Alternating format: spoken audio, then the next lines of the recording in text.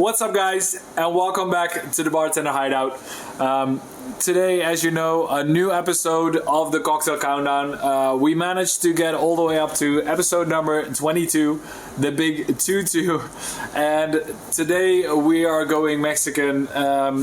This is the episode that is all about the Paloma. I'm sure Uncle Bob will tell you way more about the Paloma than I can tell you right now. But as you guys know, what we're doing here is we're checking the list of the 50 most popular cocktails of 2020 according to Drinks International. And yeah, as I said, we're almost halfway. Thank you guys for tuning in still. I'll throw it over to Uncle Bob in a little bit. Afterwards, I'll make the cocktail. Actually, this time I'll probably make 2 cocktails for you guys, but more about that later. Then again, I'll be tasting the cocktail, telling you what I think it's worth and if it should be higher on the list or lower on the list. So stay tuned for that one. But for now, let's throw it over to the old Uncle Bob. Welcome back to Story Time with Uncle Bob. Today we will be talking about the Paloma. Lovely cocktail, I would say. So the Paloma in Spanish means the dove. Some of you might know the song Una Paloma Blanca. You can fill that in for yourself what that means. Apparently, it is named after an old folklore song back in South America. But the one thing we do know is that supposedly it was created by Don Javier Delgado Corona, who was an owner and bartender of La Capilla in Tequila, Mexico. I know that's a lot of drinks in one sentence, but honestly, it is a guy and it is a city. Supposedly, he was also the inventor of the Batanga, which is tequila, lime, and Coca-Cola, or any form of cola in that way. So he is the creator of 2 very original and very special cocktails. The original Paloma, if we talk about that one, is just 2 ingredients: tequila with grapefruit soda. And then there is obviously different sodas that you can use. I'm sure Kuhn has something even completely different than what I'm telling you now. But the most common ones are Squirt and Jarritos soda, which are, I guess, in South America, the main ones that you can get. Also, the thing about the Paloma is it has a more popular sister, which is the Margarita. The Margarita actually ends up being the most popular drink or the most popular cocktail in America, and it is still to this day rising in popularity, especially with the frozen margaritas that are out there. I think actually Kuhn made a video about that, so make sure to check that one. But for now, let's get on with the Paloma and let's see what Kuhn can make of this one. Welcome back, guys. I hope Uncle Bob taught you something that you didn't know yet. As for now, we'll first get going with the Palomas. And yes, I said Palomas.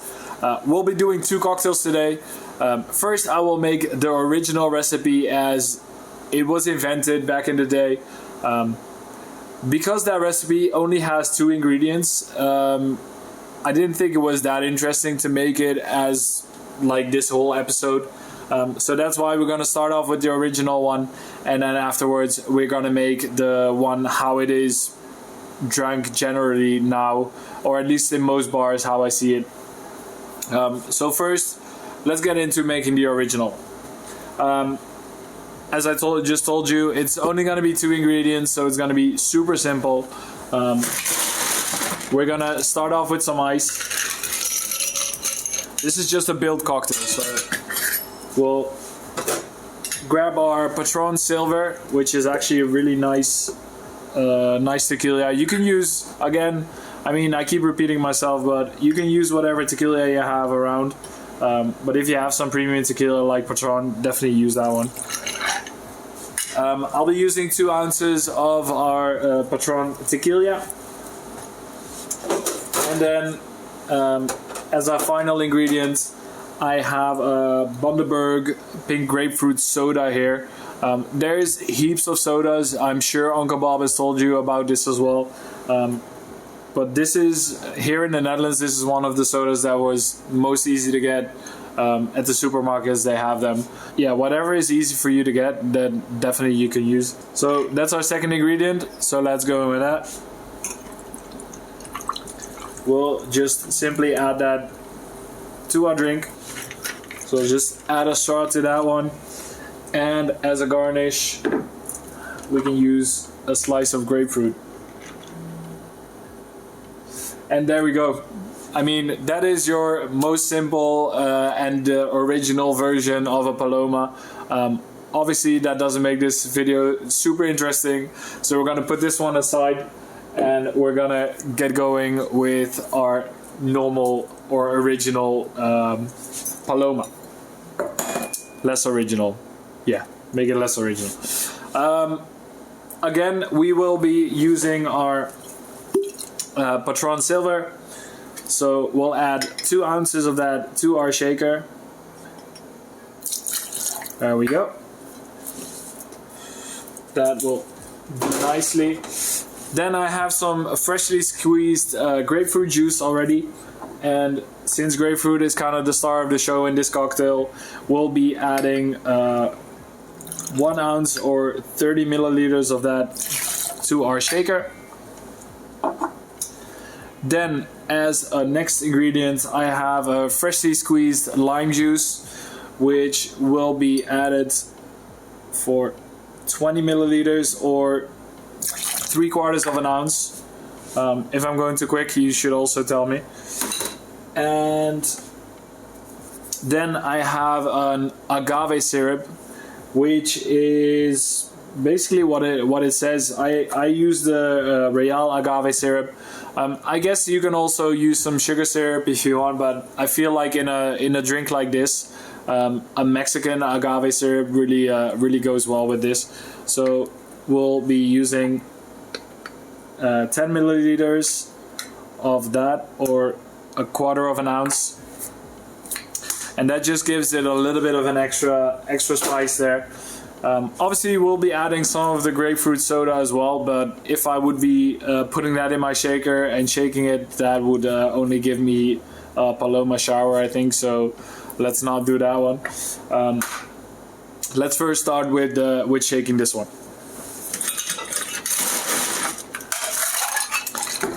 Add some ice to our shaker, and there we go.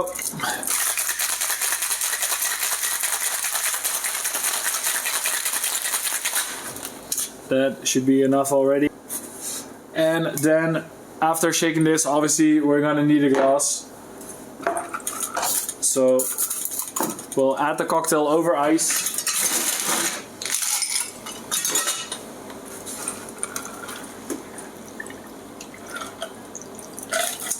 And then finally, we'll also add 50 milliliters of the soda water, or of the grapefruit soda, I must say, to our cocktail. So we at least get a little bit of that grapefruit hue and add a little bit of that extra Paloma-ness to it. I know that's probably not really a word, but I mean, I'm a creator now, guys. Like, come on. And there we go. Add another slice to it. Obviously we need a straw. And that's it. I mean, we have 2 drinks for the price of 1 this week.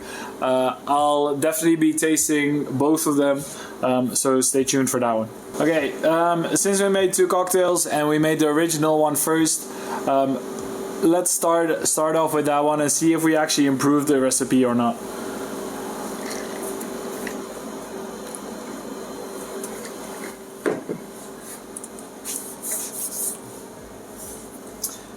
I mean, that's actually quite nice. I think obviously it's gonna change throughout if you use a different grapefruit soda, if you use a different brand, there might be some different flavors there. But I definitely get some of the grapefruit juice there, or grapefruit soda there, as well as a little bit of the tequila, but it's not super strong. And since it's only the 2 ingredients, it actually makes sense in a way. But I feel like this one could definitely be improved on. And as of right now, as I just told you guys, this one should be the improvement. So let's try that one out as well.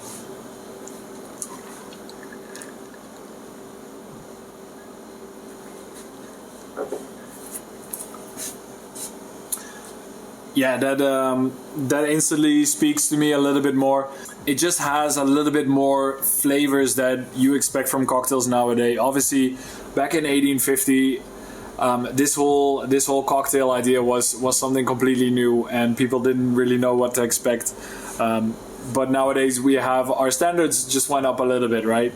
So we want a little bit more flavors when we drink something like this. And honestly, I think the agave really shines in this one as well. I think it's a really beautiful product that I tend to use in a lot more Mexican or tequila style drinks, since it just adds something that normal sugar syrup won't add to this one.